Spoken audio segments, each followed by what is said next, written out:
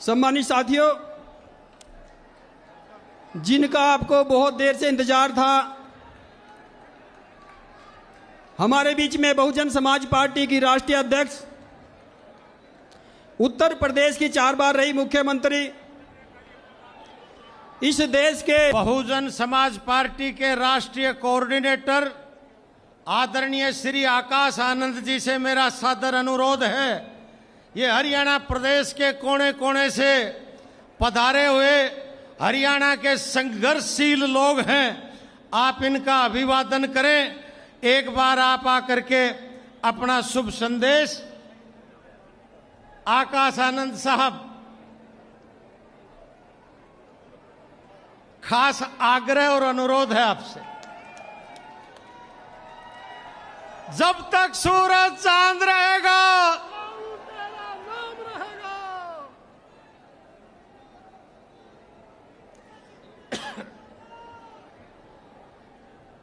हमसे एक बुका भेंट करवा देना लोहान साहब से अभी, इसके बाद आओ आदरणीय आकाश आनंद। साथियों, जय भीम। सबसे पहले मैं अपने सभी संतों, गुरुओं, महापुरुषों को, जिसमें खासकर महात्मा ज्योतिबा फूले, छत्रपति शाहू जी महाराज, नारायण गुरु, पेरियार रामास्वामी जी, बाबा साहब डॉक्टर भीमराव अंबेडकर जी एवं मान्यवर साहब श्री कांशीराम जी को नमन करता हूं। साथियों, आज मैं आप सभी को चौधरी देवीलाल जी के जन्मदिन पर आप सभी को तहे दिल से धन्यवाद करता हूं और आप सभी को शुभकामनाएं देते हैं। साथियों, आज हम सबके बीच में मौजूद उत्तर प्रदेश की 4 बार रही मुख्यमंत्री एवं पूर्व सांसद और लाखों करोड़ों बहुजन समाज के सभी भाई बहन, सभी माताएं, सभी बड़े बुजुर्गों की आशा, बहन जी के नाम से लोकप्रिय बहन कुमारी मायावती जी का भी तहे दिल से आभार प्रकट करता हूं। साथियों, हम सबके बीच में मौजूद श्री ओम प्रकाश चौटाला जी, जो इनेलो INLD के राष्ट्रीय अध्यक्ष, और हम सबके बीच में हरियाणा प्रदेश के होने वाले मुख्यमंत्री श्री अभय सिंह चौटाला जी का भी तहे दिल से आभार प्रकट करता हूं। साथियों, आज आप सबके बीच में हम सबके बड़े यहाँ मौजूद हैं, तो मैं आप लोगों का और समय ना लेते हुए, जिस तरीके से जिस कर्म में हमारे सभी बड़े यहाँ पर आपको आशीर्वाद देने का काम करेंगे, तो आप उन सब का पूरा आदर सम्मान करके उन सब का मैसेज आप लेके पूरे हरियाणा में जाइएगा और इस कार्यक्रम को सफल बनाए। हमारे सभी कार्यकर्ता, हमारे सभी नेतागण, हमारे सभी पदाधिकारी, आप सभी का तहे दिल से धन्यवाद। यहाँ पर मौजूद हमारे सभी बड़े नेतागण, आप सभी का भी तहे दिल से धन्यवाद। आप सभी का मैं तहे दिल से आभार प्रकट करता हूँ। जय भीम, जय भारत। बहुत बहुत धन्यवाद। पार्टी के राष्ट्रीय प्रवक्ता, नारनौंद विधानसभा से BSP इनेलो के संयुक्त उम्मीदवार श्री उमेद लोहान साहब से मेरा निवेदन है, आदरणीय कुमारी बहन मायावती जी को बुक्का भेंट करके सम्मान करें। आदरणीय उमेद सिंह लोहान साहब, जोरदार तालियां लोहान साहब। साथियों, मुझे बेहद खुशी इस बात की, आज आपके बीच में मैं जिस शख्सियत को आमंत्रित करना चाहता हूं, जननायक चौधरी देवीलाल की राजनीति के राजनीतिक वारिस आदरणीय चौधरी ओम प्रकाश जी चौटाला द्वारा दिखाए संघर्ष के रास्ता पर चल करके हरियाणा प्रदेश के हितों के लिए एक लंबे समय से संघर्ष के मैदान में जूझ रहे हरियाणा प्रदेश के भावी मुख्यमंत्री 2 मिनट भाई साहब, 2 मिनट का टाइम। अभिवादन आपके बीच में आपको संबोधित करें, केवल 2 मिनट का समय लूंगा। आपको रामफल जी कुंडू पगड़ी भेंट करके सम्मानित कर रहे। साथियों, हरियाणा प्रदेश की संस्कृति में मान और सम्मान का सबसे बड़ा सूचक पगड़ी होता है। और चौधरी साहब ओम प्रकाश चौटाला को जब जब हरियाणा प्रदेश में पगड़ी जहां जहां पहनाई गई, एक वाक्य इन्होंने कहा था कि चाहे मुझे कुछ भी हालात से गुजरना हो, हरियाणा प्रदेश के द्वारा दी गई पगड़ी को किसी गैर के दरबार में झुकने नहीं दूंगा। 85 साल की उम्र में 10 साल की कैद काटना कबूल कर लिया, लेकिन हरियाणा प्रदेश की पगड़ी को गैर की चौखट पर झुकना मंजूर नहीं किया। चौधरी अभय सिंह जी चौटाला, जिनके बारे में हरियाणा प्रदेश की दरो दीवार पर लिखा गया, हमारा झूठ में विश्वास नहीं, हमारा झूठ में विश्वास नहीं, हम तेरे सच के दीवाने हैं, हमें ऐशो आराम पसंद नहीं, हम तेरे संघर्ष के दीवाने हैं। तुमसे हमें दिखती है ताऊ देवी लाल की झलक, हम तो अभय सिंह चौटाला तेरे दीवाने हैं। और जब से SYL नहर की लड़ाई लड़ी, जब 24 फरवरी से पदयात्रा शुरू करी, 4000 किलोमीटर तय करके हरियाणा प्रदेश में आज आपके बीच में आए, हरियाणा प्रदेश की दरो दीवार पर लिखा गया, या रात अंधेरी बीत रही, या रात अंधेरी बीत रही, अब होनी सुबह उजियारी है। और ये खट्टर हुड्डा तो देख लिए, अभय सिंह तेरी बारी है। आदरणीय चौधरी अभय सिंह जी चौटाला।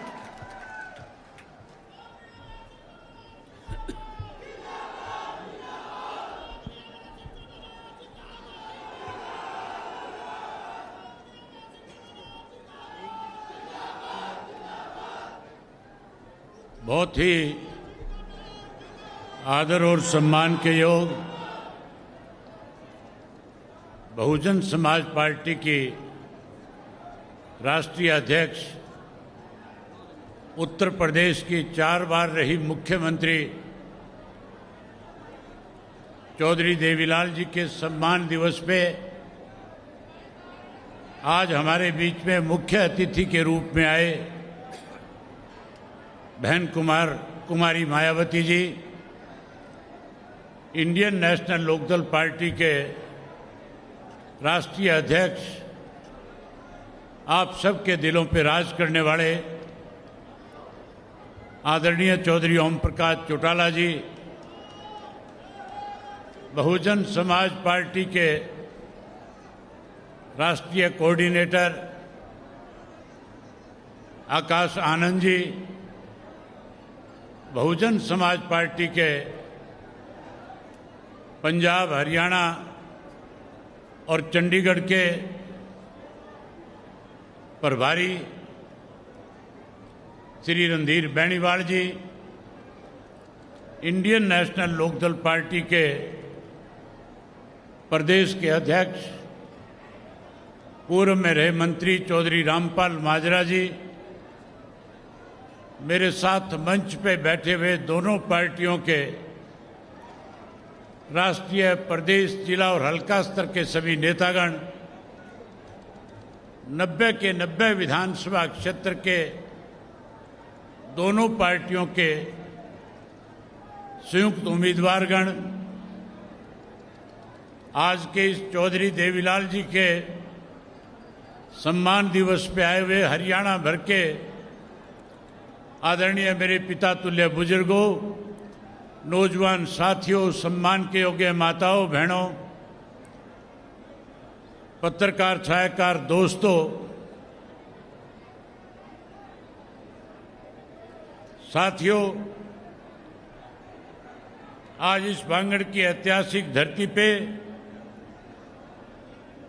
लाखों की संख्या में आए हुए प्रदेश भर से जन सलाब के रूप में आज आप सब यहां आए, मैं आपका तहे दिल से स्वागत और हार्दिक अभिनंदन करता हूं। ये जींद की धरती संघर्ष भरी धरती रही है। यहाँ के बहादुर लोगों ने हमेशा आदरणीय चौधरी देवीलाल जी को और चौधरी ओम प्रकाश चौटाला जी को न केवल राजनीतिक ताकत दी, बल्कि सदैव जींद के लोगों ने अन्याय के खिलाफ चौधरी देवीलाल ने जब जब भी लड़ाई लड़ी, आप लोगों ने पूरा समर्थन और सहयोग देकर करके उस आंदोलन को जीतने का काम किया। आपको याद होगा साथियों, सन 1987 के अंदर चौधरी देवीलाल ने राजीव लोंगोवाल समझौते का विरोध किया था। उस वक्त देश में, प्रदेश में कांग्रेस पार्टी सत्ता में थी और चौधरी देवीलाल ने जब उसका विरोध किया, भारतवर्ष के राजनेताओं ने चौधरी देवीलाल से कहा कि चौधरी देवीलाल, ये जो आपने फैसला लिया है, इससे हरियाणा प्रदेश को और पंजाब प्रदेश के आपसी भाईचारे में खटास आएगा। चौधरी देवीलाल ने कहा था, ये जो राजीव लोंगोवाल समझौता है, इस समझौते में हरियाणा प्रदेश के साथ पक्षपात किया गया है। मैं भी चाहता हूं पंजाब में शांति हो, पंजाब का उग्रवाद खत्म हो, लेकिन अगर कोई हरियाणा के साथ कुठाराघात करे, हरियाणा के लोगों को अपमानित करके, हरियाणा प्रदेश को कमजोर करके, हरियाणा के हिस्से के पानी को कम करके, हरियाणा की राजधानी पंजाब को दे करके अगर कोई वहां शांति स्थापित करना चाहता है, तो ये मेरे प्रदेश के लोगों के साथ सरासर अन्याय है। मैं इस अन्याय को कदापि सहन नहीं करूंगा और आखिरी दम तक हरियाणा प्रदेश के लोगों के साथ खड़ा होकर के हरियाणा के साथ न्याय कराने का काम करूंगा। साथियों, जब चौधरी देवीलाल ने न्याय युद्ध शुरू किया था, उसका समापन दिल्ली में करके और चौधरी देवीलाल ने कांग्रेस के खिलाफ बिगुल बजाया था जींद की धरती से, समस्त हरियाणा सम्मेलन के नाम से। जैसे आज आप लाखों की संख्या में आज यहां आए हो, इसी तरह जींद के हुसुड्डा के ग्राउंड के अंदर लाखों की संख्या में हरियाणा प्रदेश के लोग चल करके आए थे और चौधरी देवीलाल को अपना आशीर्वाद समर्थन दे करके कहा था कि हम आपको प्रदेश की बागडोर सौंपना चाहते हैं। हमें आपसे उम्मीद है आप हरियाणा के हितों को कमजोर नहीं होने देंगे। जिन लोगों ने हमारे हितों को कमजोर किया, उन लोगों को सत्ता से बाहर करेंगे। साथियों, चौधरी देवीलाल ने इसी धरती से ऐलान किया था और कहा था कि आप मुझे आशीर्वाद दोगे तो मैं ऐसी परंपराएं हरियाणा प्रदेश में शुरू करूंगा जो आज तक देश में किसी ने लागू नहीं करी। चौधरी देवीलाल ने सबसे पहले अपने संबोधन में, अपने भाषण में हरियाणा प्रदेश के लाखों लोगों को संबोधित करते हुए कहा था कि अगर आप मुझे सत्ता सौंपोगे तो मैं हरियाणा प्रदेश के हर बुजुर्ग जिसकी उम्र 60 वर्ष होगी उसको 100 रुपया माहवार पेंशन देकर के सम्मान देने का काम करूंगा। साथियों, चौधरी देवीलाल ने इसी धरती पे वायदा किया था और कहा था कि आज मेरे प्रदेश का किसान कमजोर है, आज मेरे प्रदेश के मजदूर की अनदेखी हो रही है, आज छोटा दुकानदार पिस रहा है। इसलिए मैंने ये फैसला ले लिया कि हरियाणा प्रदेश में सत्ता में आने के बाद उनका, छोटे दुकानदार का और गरीब मजदूर का 10-10 हजार रुपए का कर्जा माफ करूंगा। वहीं कहा था गरीब की बेटी की शादी में दिक्कत कठिनाई ना आए, उसके लिए 5100 रुपये कन्यादान के भी देने का काम करूंगा। मुझे अच्छी तरह से याद है, चौधरी बंसीलाल मुख्यमंत्री थे, चौधरी बंसीलाल कह रहे थे चौधरी देवीलाल तो बका रहे हैं, लेकिन चौधरी देवीलाल ने कहा बना दूंगा, और आपके आशीर्वाद से जब मुख्यमंत्री चौधरी देवीलाल ने विधानसभा में कैबिनेट की पहली बैठक बुला करके अपने कैबिनेट सेक्रेटरी को आदेश दे दिया कि जाओ लिख करके लेकर के आओ, 100 रुपया माहवार पेंशन 60 वर्ष के बुजुर्ग को दूंगा, लिख के लाओ 100 रुपया माहवार पेंशन, नीचे लिखो 10,000 के कर्जे माफ, और उसके नीचे लिखो 5100 रुपये कन्यादान के। वो तीनों बातें लिख करके कैबिनेट में आई। चौधरी देवीलाल ने कैबिनेट से पास करवा के तीनों के तीनों आपसे किए हुए वायदों को पूरा करने का काम किया था। साथियों, इस धरती ने हमेशा हमें ताकत दी। उसके बाद जब जब भी हरियाणा प्रदेश में बदलाव आए, हरियाणा प्रदेश में पिछले 20 वर्षों से 10 वर्ष की कांग्रेस पार्टी का राज है, और इन 10 वर्षों में भारतीय जनता पार्टी इस प्रदेश में सत्ता में रही है। साथियों, मैं बात करूं कांग्रेस के 10 साल के राज की, तो कांग्रेस के राज में केवल और केवल हमारे कृषि प्रधान देश को इस भूपेंद्र सिंह हुड्डा ने CLU प्रधान प्रदेश बनाने का काम किया था। किसानों की 72 जमीन को दफा 4-6 के नोटिस दे करके किसान को औने पौने दाम पे बेशम कीमती जमीन को बेचने पे मजबूर कर दिया था। कांग्रेस पार्टी के 10 साल के राज में अनेक ऐसे घोटाले हुए थे कि पूरे देश में कांग्रेस पार्टी की वजह से पूरी दुनिया में हमारा देश बदनाम हो गया था। उसके बाद के जो 10 साल थे भारतीय जनता पार्टी के, अगर मैं उसकी विस्तार से चर्चा करूंगा तो बहुत लंबा समय लग जाएगा। साथियों, भारतीय जनता पार्टी का राज बनने के बाद जहां देश के प्रधानमंत्री नरेंद्र मोदी ने लोगों के साथ बड़े बड़े वायदे करके सत्ता में आए थे, सत्ता में रहते हुए जो वायदे लोगों से किए पूरा करना चाहिए था, वायदे पूरे करने की बजाय लोगों को परेशानी कैसे हो इस तरह के फैसले लेने शुरू कर दिए। याद होगा मोदी जी कहा करते थे हर घर में 15-15 लाख दूंगा। ये भी कहा था कि कांग्रेस के राज में जो धन लूट करके विदेश के बैंकों में जमा कराया गया है वो काला धन वापिस लाऊंगा, हर आदमी के खाते में 15-15 लाख जमा कराऊंगा। जब सरकार बनने के बाद पूछा गया पैसा दिया नहीं तो कहने लगे जुमला था। वहीं साथियों, किसान के साथ बड़ा धोखा किया। ये कहा था कि स्वामीनाथन की रिपोर्ट को लागू करूंगा। ये भी कहा था कि 2022 के अंदर किसान की फसल के दाम 2 गुना कर दूंगा, और कहा था MSP का कानून बना दूंगा। 13 महीने तक किसान को दिल्ली के चारों तरफ बॉर्डर पे बिठा करके 750 से ज्यादा किसानों की शहादत लेकर के मोदी को समझ में आया था कि किसान मर सकता है लेकिन घर वापसी नहीं करेगा, इन तीनों काले कानूनों को खत्म करा करके जाएगा। एक समय उस वक्त ऐसा भी आया था जब मैं उस किसान आंदोलन के अंदर आप लोगों के आशीर्वाद से किसानों के साथ लड़ाई लड़ रहा था, खड़ा था। मुझे किसान नेताओं की तरफ से ये कहा गया कि अगर सही मायने में आप हमारे मददगार हो, हमने पूरे देश के राजनेताओं के बीच में एक बात रखी है कि अगर आप हमारी मदद करना चाहते हो तो पहले पदों से इस्तीफा दे करके आओ, आप भी कोई बड़ा फैसला लो। मैंने अपने साथियों से बात करी और फैसला लिया कि हम चौधरी देवीलाल जी की नीतियों को आगे बढ़ाएंगे, हम उनके दिखाए हुए रास्ते पे चलेंगे।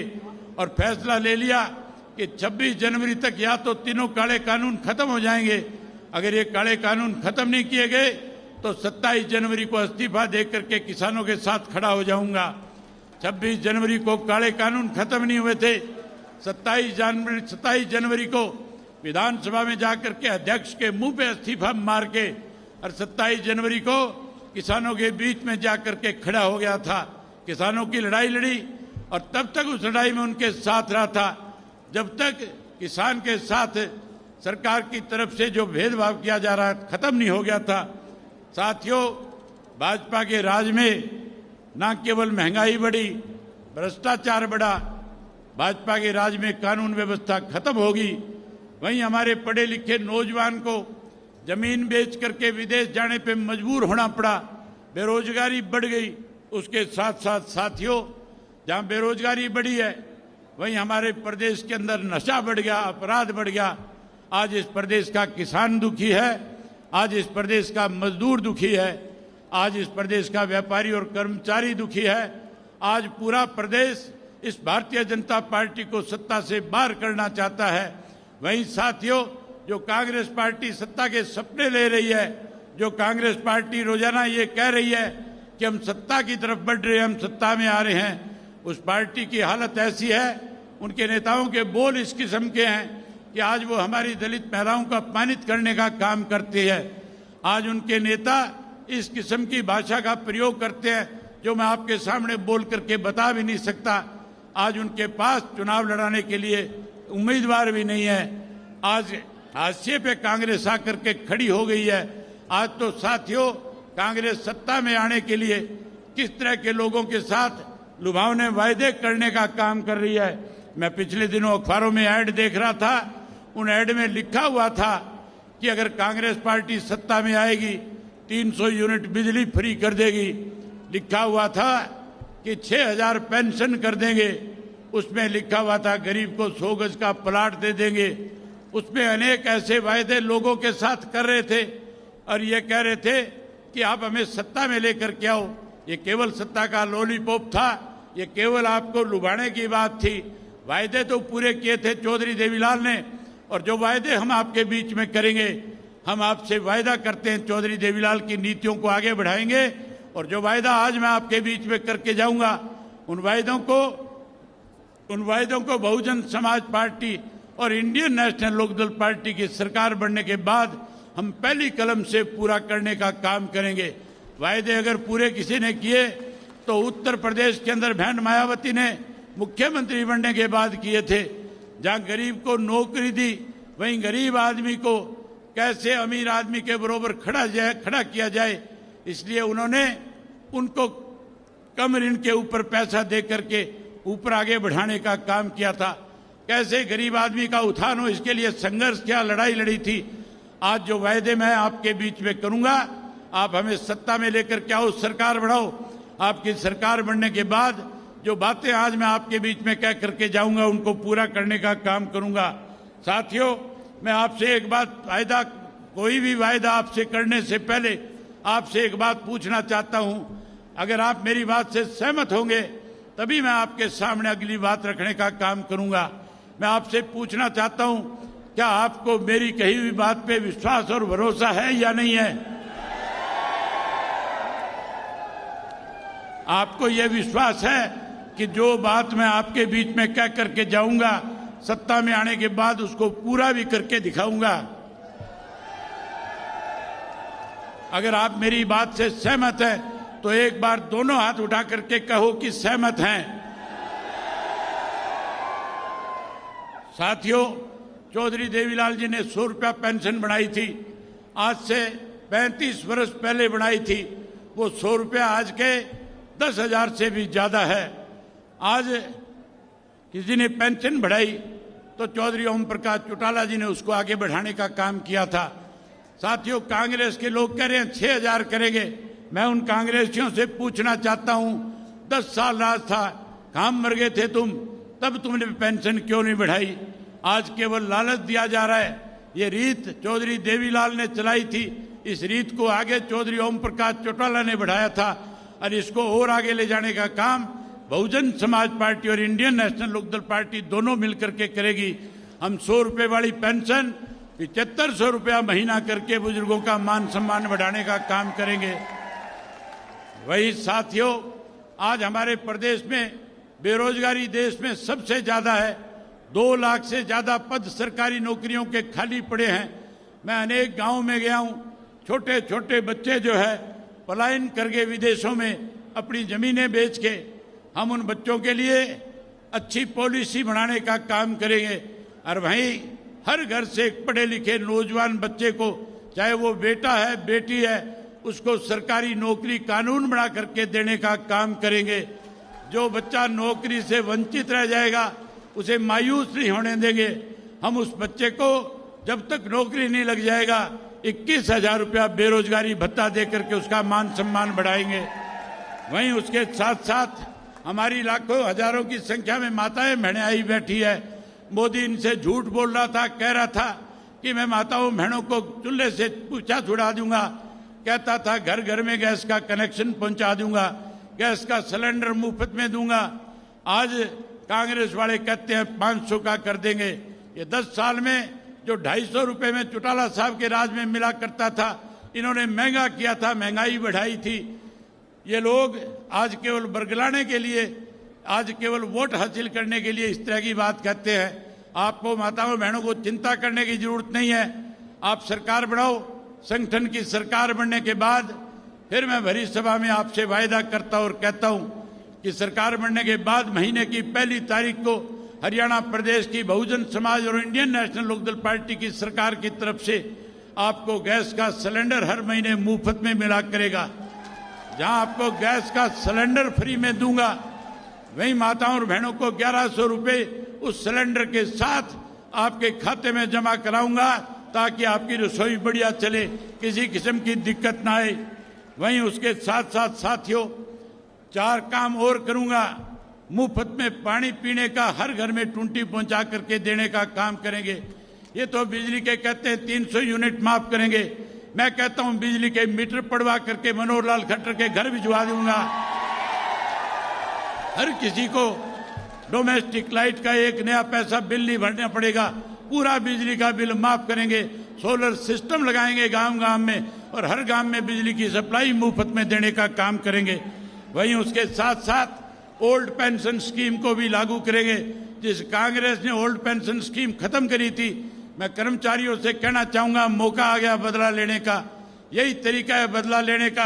अब आप इसके साथ साथ आपकी पेंशन जहां बहाल करूंगा, वहीं कांग्रेस को सबक सिखाओ जिस कांग्रेस ने आपकी पेंशन काटने का काम किया था। जहां बिजली और पानी मुफ्त करेंगे, वहीं ऐसे स्कूल गांव में बना करके दूंगा कि शहर के बच्चे चल करके गांव के स्कूल में पढ़ने आया करेंगे और शिक्षा मुफ्त में प्राप्त करने का काम करेंगे। वहीं उसके साथ साथ परमात्मा ना करे कोई बड़ा बुजुर्ग या कोई भी घर का मेंबर बीमार हो जाए, साथियों कांग्रेस वाले कहते हैं 20 लाख तक का इलाज मुफ्त कराएंगे, कोई कहता है 10 लाख तक का कराएंगे। मैं आपसे भरी सभा में कह रहा हूं, आप सरकार बनाओ। हरियाणा प्रदेश का नागरिक परमात्मा ना करे कभी बीमार हो, हरियाणा स्वच्छ स्टेट बनकर के रहे। अगर कोई बीमार हो जाएगा तो चाहे कलकत्ता बंबई जाके भी इलाज कराए, हम उसका इलाज मुफ्त में कराने का काम करेंगे, 1 पैसा उसका खर्च नहीं होने देंगे। वहीं उसके साथ साथ साथियों, आज जो नौकरियां जिस तरह से आज हरियाणा प्रदेश के अंदर पर्ची खर्ची की बात की जाती है, ये पर्ची खर्ची वालों के तो करोड़ों करोड़ों रुपए दफ्तरों में पकड़े गए हैं। वहीं उसके साथ साथ आज अनुसूचित जाति के लोगों को, आज बैकवर्ड क्लास के लोगों को आज कौशल रोजगार योजना के तहत नौकरी से वंचित किया जा रहा है। हम इस कौशल रोजगार योजना को खत्म करेंगे, पक्की नौकरी का प्रबंध करेंगे। और वहीं उसके साथ साथ जो आंगनवाड़ी वर्कर है, उसके साथ साथ जो आपकी आशा वर्कर है, और उसके साथ साथ जो सफाई का कर्मचारी है, और उसके साथ जो आपका नरेगा का कर्मचारी है, हम उनको पक्का करने का काम करेंगे। वहीं नरेगा के मजदूर की दिहाड़ी 700 रुपया करने का काम करूंगा, और उसके साथ 365 दिन काम मिले इसका भी इंतजाम करके देने का काम करूंगा। वहीं साथियों, गरीब आदमी को 100 गज के प्लाट देंगे। चौधरी देवीलाल आवास योजना के तहत आपको पक्का मकान बना करके भी देने का काम करेंगे। वहीं आज हर व्यक्ति पोर्टल से दुखी है, परेशान है, हर कोई पोर्टल बंद करवाना चाहता है। मैं आपसे पूछना चाहता हूं, क्या आप भी पोर्टल बंद करवाना चाहते हो कि नहीं चाहते हो? अगर पोर्टल बंद कराना चाहते हो तो बोल के बताओ पोर्टल बंद होना चाहिए। आप पोर्टल बंद कराना चाहते हो, सरकार बनाओ, सारे पोर्टल खत्म कर देंगे। केवल और केवल राशन कार्ड होगा, जिससे आपको सारी सुविधाएं प्रदान करने का काम करेंगे। ये सारी बातें आपके सामने कहने के लिए आज आपके बीच में आया हूं। मैं उम्मीद करूंगा कि 5 तारीख तक दोनों पार्टी के कार्यकर्ता सारे के सारे साथी जो है लगातार 5 तारीख तक एक एक घर में जाएंगे, और जो बातें मैंने आपके बीच में कही है उन बातों का प्रचार और प्रसार करेंगे, लोगों का दिल जीतेंगे और फिर से 20 साल का संन्यास खत्म करेंगे और इंडियन नेशनल लोकदल पार्टी और बहुजन पार्टी को सत्ता में लेकर के आएंगे। मैं जब यात्रा पे था, जब मैं परिवर्तन यात्रा कर रहा था, सावन का महीना था, नरवाना विधानसभा क्षेत्र के गांव में आया था। मेरी माताएं बहनें टोलियां बना करके मुझे कभी किसी दरख्त के नीचे बैठे मिल रही थी, कोई मंदिर में बैठी मिल रही थी, कोई किसी दरवाजे में मिल रही थी। मैं उनसे पूछ रहा था कि आप यहाँ बैठ करके क्या कर रही हो? कह रही है सावन का महीना है, हम सत्संग कर रही हैं। मैंने कहा इस सत्संग के लिए कोई जगह नहीं है। कहने लगी हमारे पास कोई जगह नहीं है। मैं माताओं बहनों को विश्वास दिलाता हूँ, सरकार बनने के बाद हर गांव के अंदर माताओं और बहनों के लिए सत्संग भवन बना करके भी देने का काम करूंगा। साथियों, बातें बहुत सारी थी आपके बीच में कहने के लिए, लेकिन बहन मायावती जी को वापस जाना है। इनके हेलीकॉप्टर की उड़ान 3:30 बजे से बाद में उनको दिक्कत आएगी, इसलिए मैं आपके बीच में आपका समय न लेकर के आप सबसे एक आग्रह करूंगा कि बहन मायावती जी जब तक आपको एक एक बात कह ना दे, कोई भी साथी अपनी जगह से हिलेगा नहीं। सब साथी बहन मायावती जी का संदेश सुन करके जाएंगे। वहीं चौधरी ओम प्रकाश चौटाला जी भी आप सबको आशीर्वाद देने का काम करेंगे। आप लाखों की संख्या में आए, आपने लाखों की संख्या में आकर के आज चौधरी देवीलाल के प्रति अपने श्रद्धा सुमन अर्पित किए। मैं आप सबका बहुत आभार व्यक्त करता हूं, आपका धन्यवाद व्यक्त करता हूं और आपसे उम्मीद करता हूं कि अब की बार इंडियन नेशनल लोकदल पार्टी और बहुजन पार्टी की सरकार बनाने में बड़ा योगदान करने का काम करोगे। एक बार चौटाला साहब को और बहन मायावती जी को विश्वास दिलाओ कि हम आपकी सरकार बनाने जा रहे हैं। दोनों हाथ खड़े करके जोर से कहो सरकार बनाने जा रहे हैं।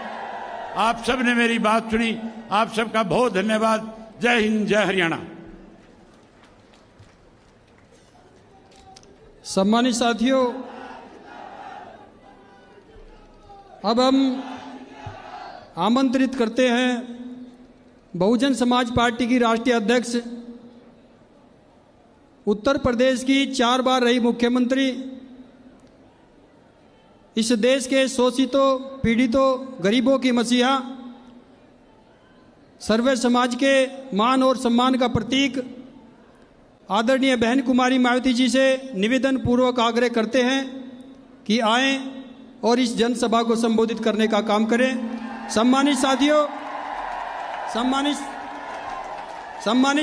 गंभीरता से सुनना, गंभीरता से। हुटिंग कोई नहीं करेगा, कोई व्यक्ति हुटिंग नहीं करेगा। बिल्कुल गंभीरता से सुन करके गंभीरता से सरकार बनाने का काम करो। आदरणीय बहन कुमारी मायावती जी।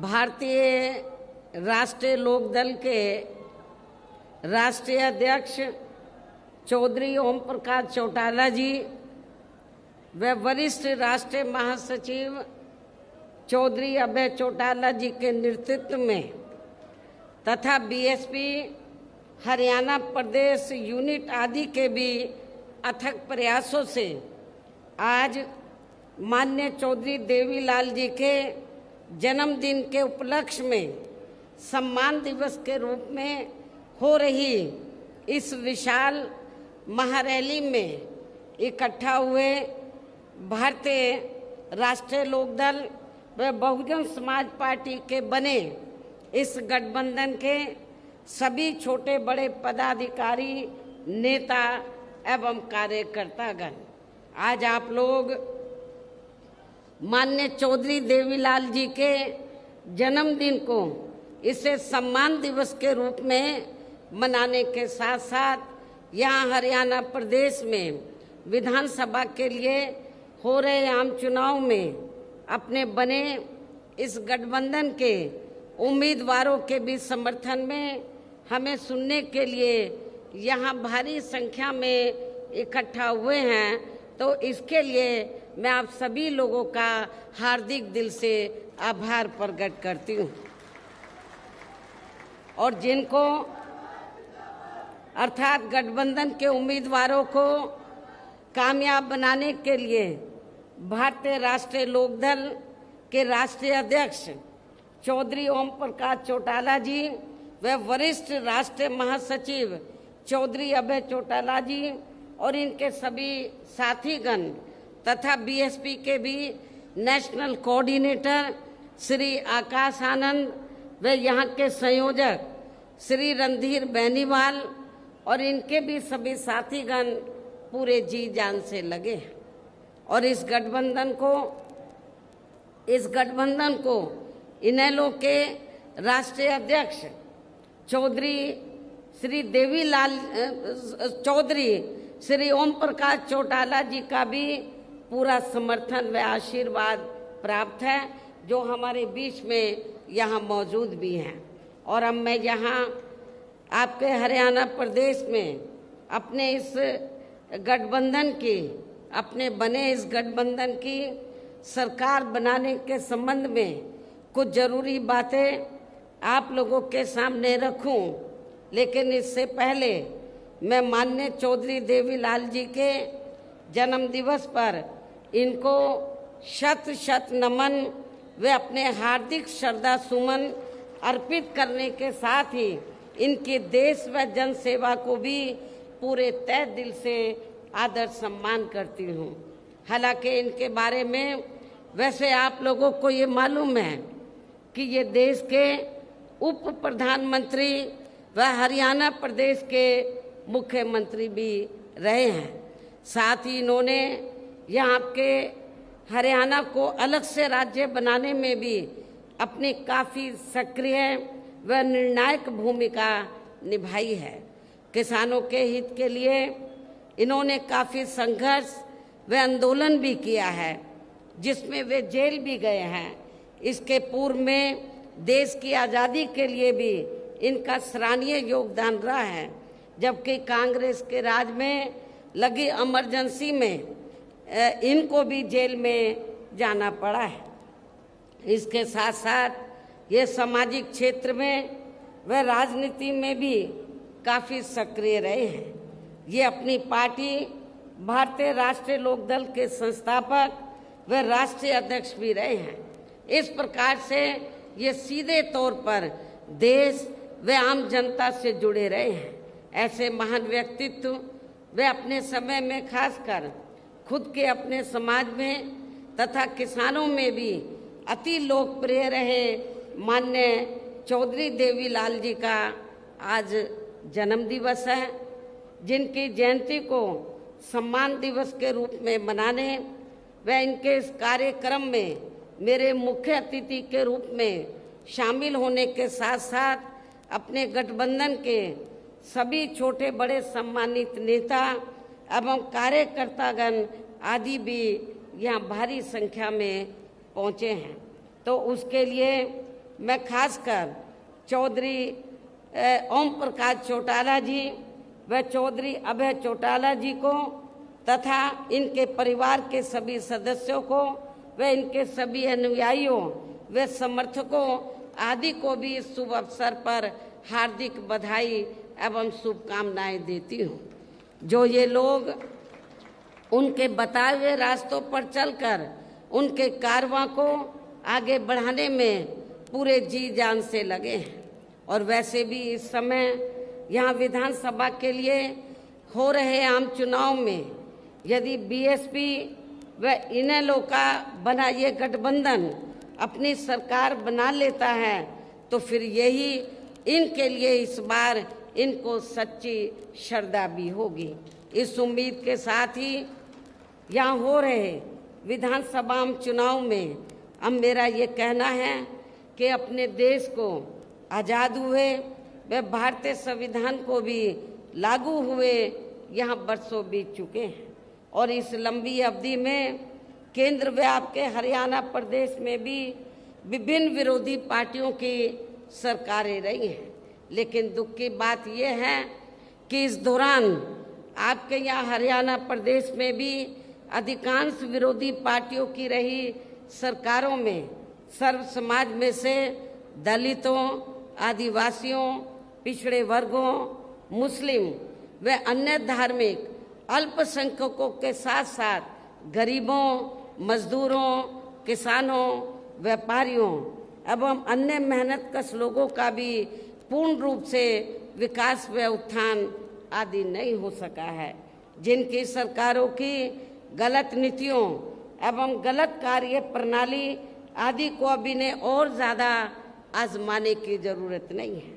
और इस मामले में विशेषकर दलितों, आदिवासियों व अन्य पिछड़े वर्गों के लोगों को मैं ये बताना जरूरी समझती हूँ कि इन वर्गों को परम पूज्य बाबा साहब डॉक्टर भीमराव अंबेडकर के कड़े संघर्ष एवं अथक प्रयासों से भारतीय संविधान के तहत मिले कानूनी अधिकारों में से खासकर सरकारी नौकरियों में जो आरक्षण की सुविधा मिली है, तो उसे भी यहाँ शुरू से ही कांग्रेस पार्टी और अब बाद में बीजेपी व इनके गठबंधन दल तथा अन्य पार्टियों की भी रही सरकारों की जातिवादी सोच व मानसिकता के चलते इन्हें अभी तक भी आरक्षण का पूरा लाभ नहीं मिल पा रहा है।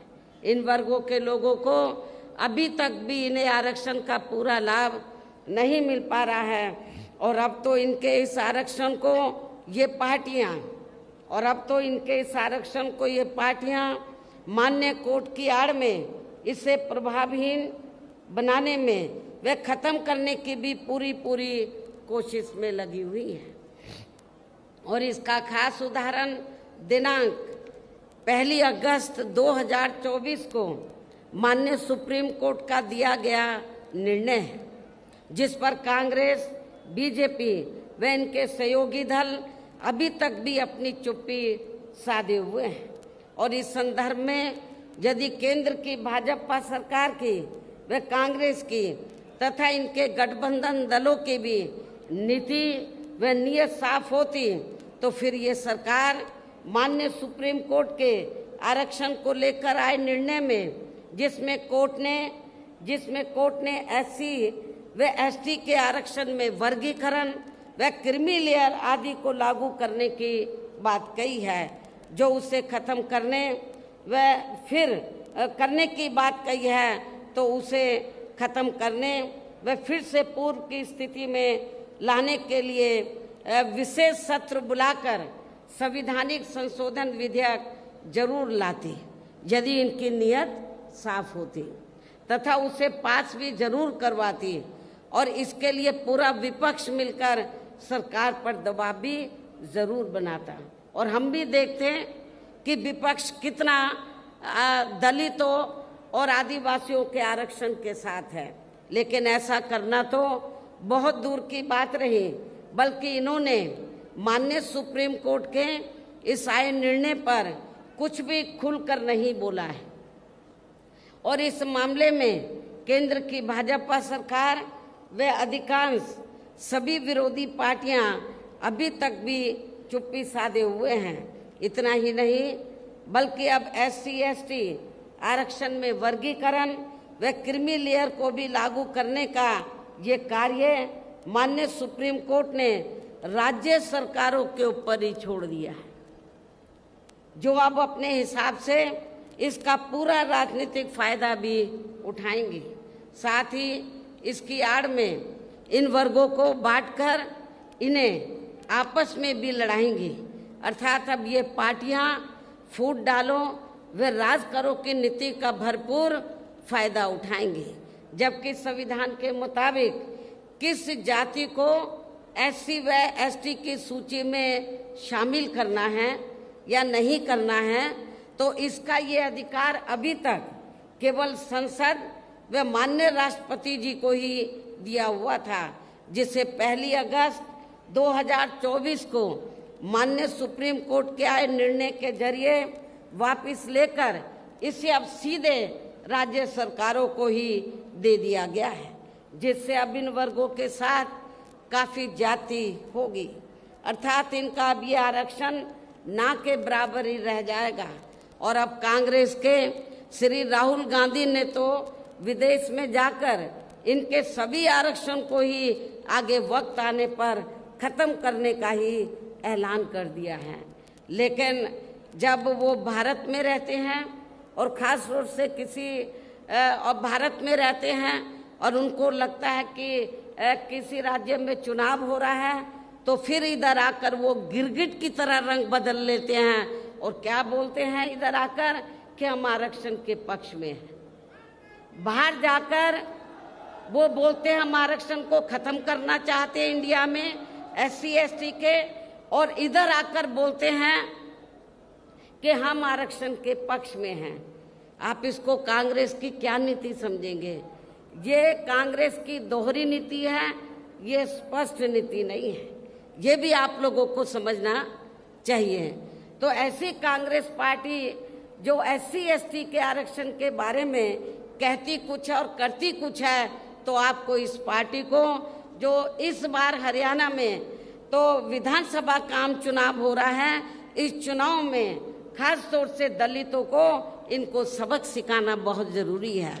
इसलिए इन वर्गों के लोगों को बाबा साहब डॉक्टर भीमराव अंबेडकर द्वारा जो इन्हें आरक्षण का ये संविधानिक अधिकार मिला है, ये कोई कांग्रेस ने नहीं दिया है।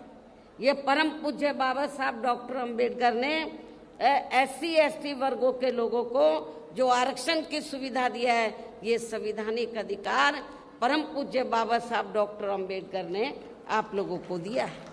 तो इसे बचाने के लिए अब इन सभी विरोधी पार्टियों को यह आपके हरियाणा प्रदेश में हो रहे विधानसभा आम चुनाव में कतई भी अपना वोट नहीं देना है। यदि आप लोगों को इससे बचाना अपने आरक्षण को, तो आप लोगों को कांग्रेस BJP एंड कंपनी के लोगों को कतई भी अपना वोट नहीं देना है। जो अभी तक भी माननीय सुप्रीम कोर्ट के इस आए निर्णय के संदर्भ में कुछ भी खुलकर बोलने के लिए तैयार नहीं है, ऐसी स्थिति में अब इन वर्गों को इस चुनाव में अपने बने इस गठबंधन की सरकार बनाकर इसे लागू होने से तब तक लटकाकर वह रोक कर रखना है जब तक केंद्र की सरकार कोर्ट के इस निर्णय को संवैधानिक संशोधन के जरिए खत्म करके इसे पुरानी स्थिति में बहाल नहीं कर देती है। इसको आपको राज्यों में पास नहीं होने देने का, इसको लटका के रखना है सुप्रीम कोर्ट के जजमेंट को, निर्णय को।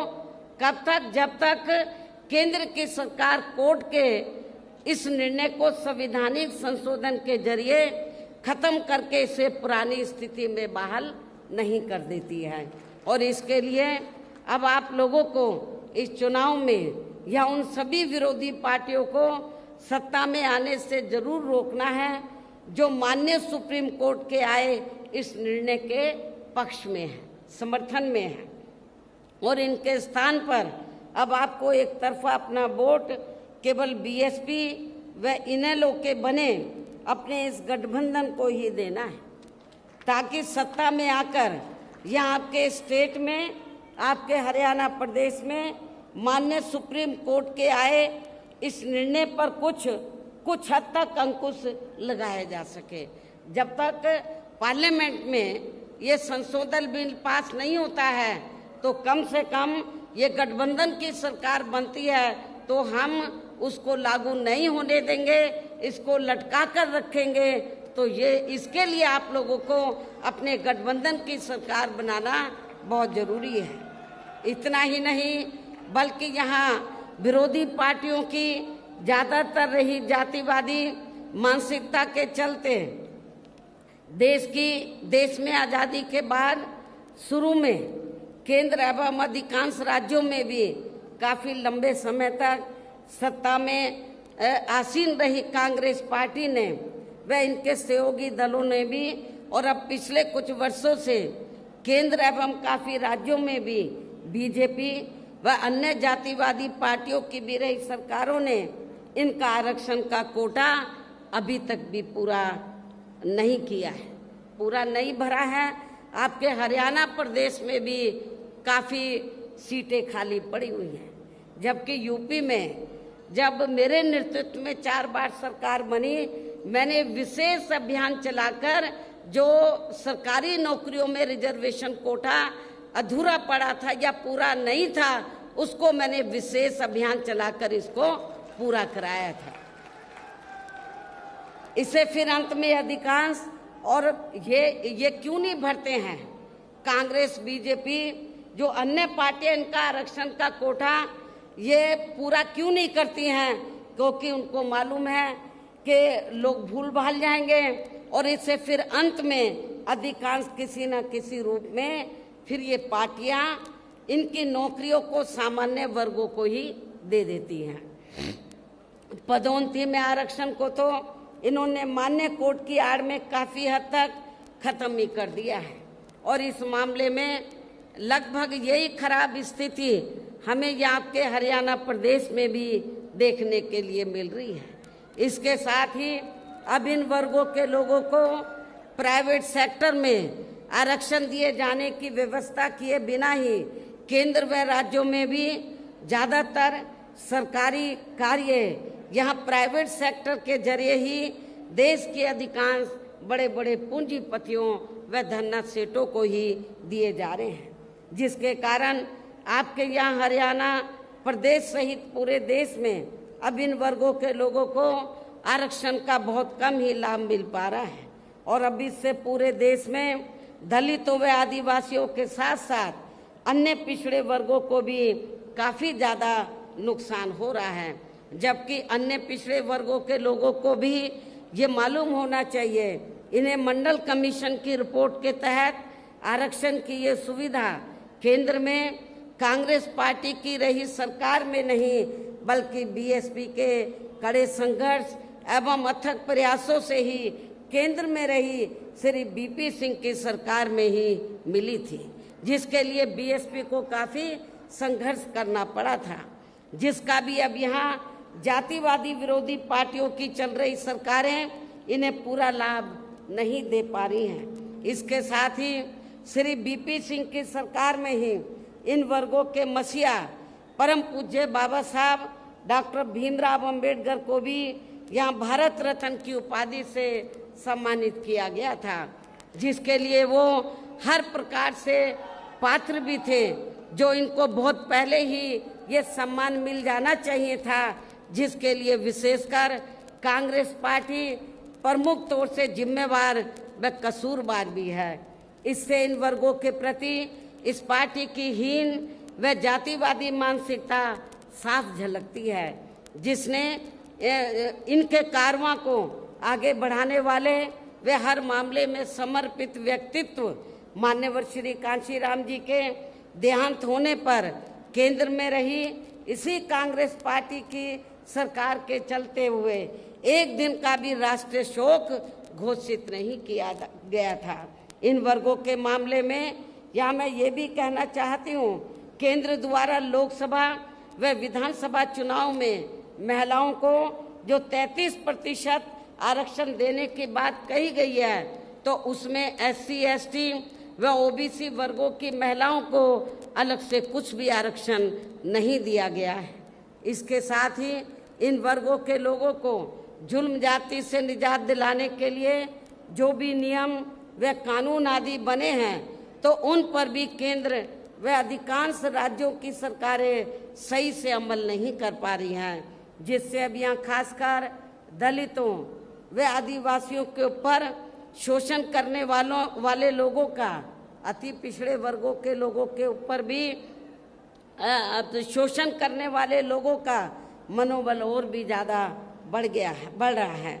और ये सब हमें यहाँ आपके हरियाणा प्रदेश में भी काफ़ी कुछ देखने के लिए मिल रहा है। इसी प्रकार हमें पूरे देश में मुस्लिम व अन्य धार्मिक अल्पसंख्यक समाज के लोगों की भी हालत हर मामले में कोई खास अच्छी नज़र नहीं आती है। इतना ही नहीं बल्कि अपर कास्ट समाज में व जाट समाज में भी खासकर गरीब लोगों की भी आर्थिक स्थिति अभी भी यहाँ आपके प्रदेश सहित पूरे देश में काफ़ी ज़्यादा खराब व दयनीय ही बनी हुई है। इसके अलावा आपके हरियाणा प्रदेश सहित पूरे देश में सर्व समाज में से विशेषकर यहाँ गरीब, मजदूर, किसान, कर्मचारी, व्यापारी एवं अन्य मेहनतकश लोग भी अपनी विभिन्न समस्याओं को लेकर अभी भी हमें काफ़ी ज़्यादा दुखी ही नज़र आते हैं। और इनमें भी किसान वर्ग तो केंद्र की वर्तमान भाजपा सरकार द्वारा बनाई गई इनकी गलत नीतियों के कारण अब काफ़ी ज़्यादा परेशान व आंदोलित भी रहा है और अभी भी है। लेकिन इन सब की मुख्य वजह हमारी पार्टी केंद्र व आपके हरियाणा प्रदेश में भी यहाँ अब तक की रही अधिकांश विरोधी पार्टियों की रही सरकारों की गरीब व किसान विरोधी तथा जातिवादी, पूंजीवादी व संकीर्ण मानसिकता के तहत बनाई गई इनकी गलत नीतियों एवं गलत कार्य प्रणाली को ही काफ़ी हद तक जिम्मेवार मानकर चलती है। और इस मामले में खासकर इनकी गलत आर्थिक नीतियों की वजह से ही आए दिन यहाँ पूरे देश में, आपके हरियाणा प्रदेश में भी गरीबी, बेरोजगारी व महंगाई आदि भी काफ़ी ज़्यादा बढ़ रही है। जबकि इस मामले में शुरू से ही हमारी पार्टी केंद्र व राज्यों की सरकारों से भी हर स्तर पर ऐसी नीति अपनाने की लगातार ये मांग करती आ रही है कि देश में कुछ गिने चुने पूंजीपतियों व धन्ना सेठों आदि का विकास होने के बजाय बल्कि यहाँ सर्व समाज में से गरीब व आम लोगों का ही विकास होना चाहिए। तभी फिर सही मायने में यहाँ की आम जनता अपनी गरीबी, बेरोजगारी, महंगाई व अन्य और सभी समस्याओं से भी काफ़ी हद तक निजात पा सकती है। इसके साथ साथ अभी भी अपने देश में भ्रष्टाचार हर स्तर पर काफ़ी ज़्यादा बढ़ रहा है, जिससे आपका अपना खुद का हरियाणा प्रदेश भी अछूता नहीं रहा है। और इन सब का मुख्य कारण हमारी पार्टी आज़ादी के बाद से लेकर अभी तक केंद्र व देश के अधिकांश राज्यों में तथा आपके खुद के अपने हरियाणा प्रदेश में भी ज़्यादातर सत्ता यहाँ गलत पार्टियों में से खासकर कांग्रेस व बीजेपी आदि के हाथों में ही आने को मानकर चलती है।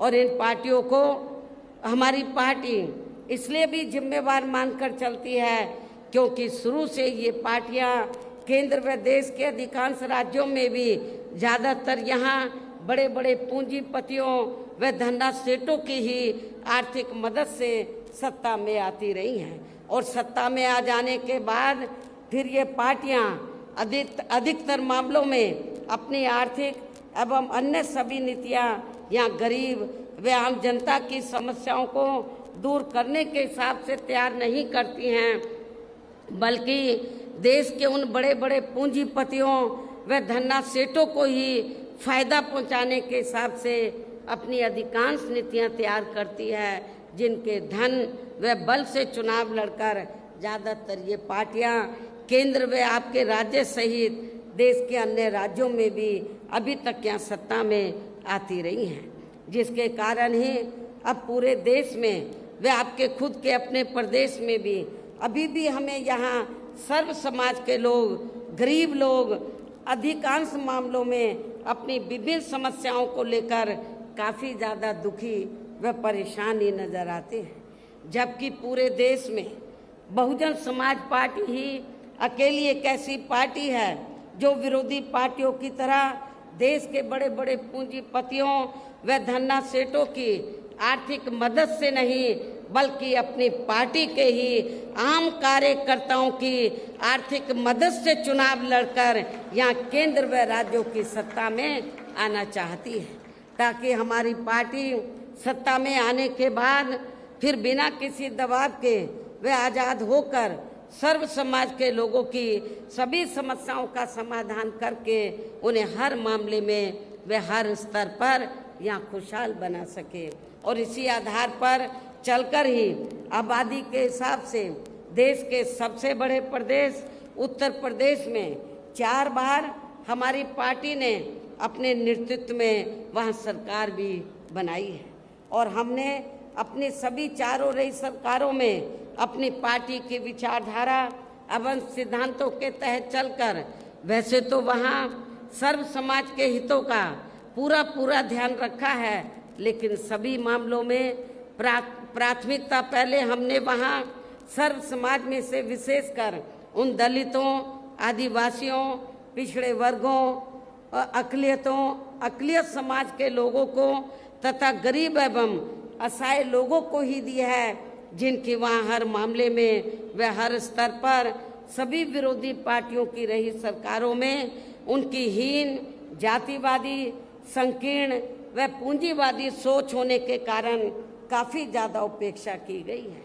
इसके अलावा हमारी पार्टी की रही सरकार ने वहाँ विभिन्न क्षेत्रों में लगे लोगों के साथ साथ छात्रों, युवाओं, महिलाओं व बुजुर्गों आदि के हितों में भी अनेकों महत्वपूर्ण व ऐतिहासिक कार्य किए हैं, जिनसे उन्हें काफ़ी ज़्यादा लाभ पहुंचा है। और इतना ही नहीं, आपके हरियाणा प्रदेश में तो कांग्रेस केवल थोड़ी सी जगह देने की बात करती है। जो आवासहीन लोग हैं, जिनके पास अपने ज़मीन नहीं है घर बनाने के लिए, वो थोड़ी सी कुछ गज देने की बात करती है कि ये ज़मीन हम यहाँ के गरीब लोगों को देंगे। लेकिन आपको जानकर खुशी होगी कि जब उत्तर प्रदेश में बीएसपी की सरकार थी तो हमारी पार्टी की सरकार ने केवल उनको खाली ज़मीन नहीं दी, बल्कि ज़मीन पर उनके 2-2 कमरों के पक्के मकान भी सरकार की ओर से फ्री बना कर दिए थे। और जहाँ पर इनको ये पक्के मकान बना कर दिए, उनकी बस्ती डेवलप की, शिक्षा, चिकित्सालय, अन्य और सभी सुविधाएं हमने वहाँ इन लोगों को उपलब्ध कराई थी। केवल खाली प्लॉट नहीं दिया था, हमने पक्के मकान बना कर दिए और जो रोजमर्रा की ज़रूरतें हैं उनको भी हमने उनकी बस्तियों में पूरा किया। और इतना ही नहीं, आपको याद होगा जब मान्यवर श्री कांशीराम जी जीवित थे और हरियाणा प्रदेश में आते थे, आप लोग बड़े दुखी थे कि हमारे पास रोटी रोजी के साधन नहीं है, हमारे पास खेती करने के लिए ज़मीन नहीं है। तो उस समय आप लोग एक नारा लगाते थे कि जो ज़मीन सरकारी है वो ज़मीन हमारी है। आप लोग एक नारा लगाते थे, लेकिन वो नारा आपका पूरा नहीं हो पा रहा था हरियाणा में। और ये कब होगा? जब आपकी सरकार बनेगी। लेकिन जब उत्तर प्रदेश में 4 बार हमें सरकार बनाने का मौका मिला तो उत्तर प्रदेश में हमने बड़ी संख्या में लाखों